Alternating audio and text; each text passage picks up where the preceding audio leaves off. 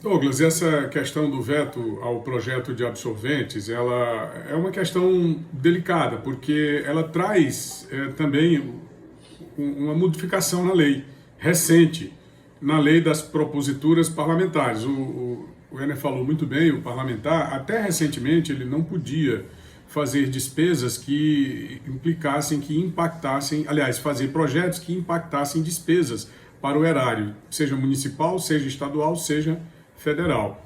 Essa distribuição, ela implica em despesas de 80 milhões de reais por ano. É justo? É justo.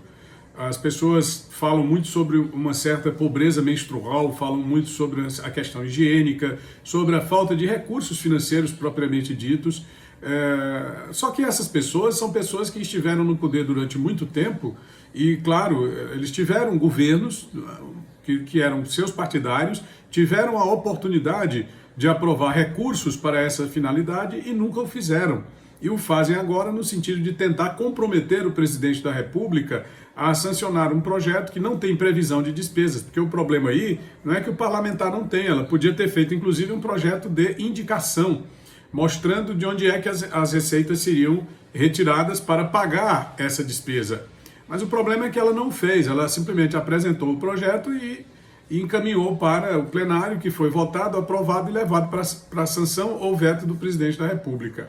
Então, em 2016, houve um julgamento no Supremo Tribunal Federal, sempre o Supremo Tribunal Federal, determinando que parlamentares, sobremaneira parlamentares municipais, porque esse foi uma ação que veio da Câmara Municipal, só vendo aqui o texto da Câmara Municipal do Rio de Janeiro, o texto dessa nova lei, tá, Douglas? É uma decisão do Tribunal de Justiça do Rio de Janeiro declarando inconstitucional uma lei que instituía câmeras de segurança nas escolas públicas porque tinha sido aprovada pela Câmara Municipal. E o prefeito fez o veto, os vereadores foram ao Tribunal de Justiça, que confirmou o veto do prefeito, depois foi discutido no Supremo Tribunal Federal, isso no final do ano de 2016. Então, até 2016, não havia qualquer previsão legal para que parlamentar criasse projeto de lei gerando despesa. Mas ele tem que dizer de onde é que vem o dinheiro. Não pode simplesmente gerar a despesa sem que tenha a devida dotação orçamentária, porque no caso, aí o presidente ele teria que fazer uma substituição, ele teria que fazer um aditamento na lei do orçamento, tirando dinheiro de algum lugar para pegar esses 80 milhões e colocar nesse projeto de distribuição de absorventes. Agora imagine onde é que nós estamos e a que situação nós chegamos nesse país, né? Tudo se faz para tentar comprometer o governo federal. Eu fiquei até abismado quando eu vi isso numa postagem da Tabata Amaral, inclusive você falou nela aí, talvez tenha sido por isso que ela tenha aparecido em nível nacional sobre esse projeto, onde ela diz: Bolsonaro não nos deixa menstruar. É lamentável que nós estejamos discutindo esse tipo de coisa quando o país enfrenta uma situação extremamente delicada. Ainda temos o Covid para combater, os poderes praticamente não atuaram no combate ao Covid, todos a reboque do Ministério da Saúde, que foi o mais espicaçado de todos, foi o mais agredido de todos, inclusive vem sendo agredido. Aqui no Brasil se traz inclusive gente para falar mal do Brasil, porque aquela Greta Thunberg, uma meninazinha aí que veio outro dia sobre a história do meio ambiente, que repete coisas já colocadas na internet, entendeu? É tudo que ela sabe fazer, foi trazida por senadores de oposição somente para falar mal do Brasil, somente para falar mal do governo brasileiro.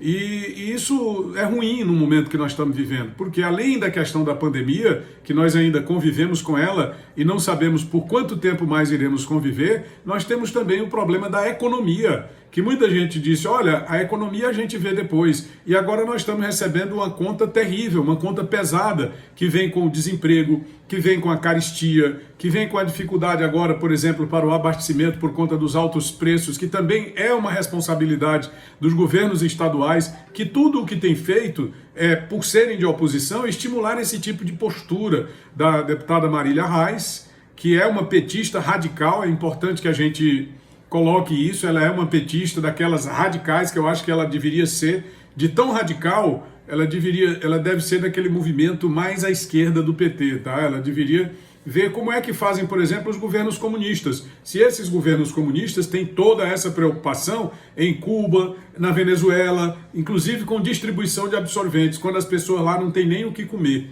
E aqui nós estamos chegando num momento provocado pelo radicalismo comunista, principalmente dos petistas, a uma situação muito parecida, das pessoas não terem o que comer, e é isso que nos preocupa. E é com isso que eu acho que deputados federais, senadores, governadores, prefeitos, vereadores, o próprio presidente da República deveriam estar preocupados sobremaneira, deveriam estar preocupados em primeiro lugar, que é o que exatamente não está acontecendo.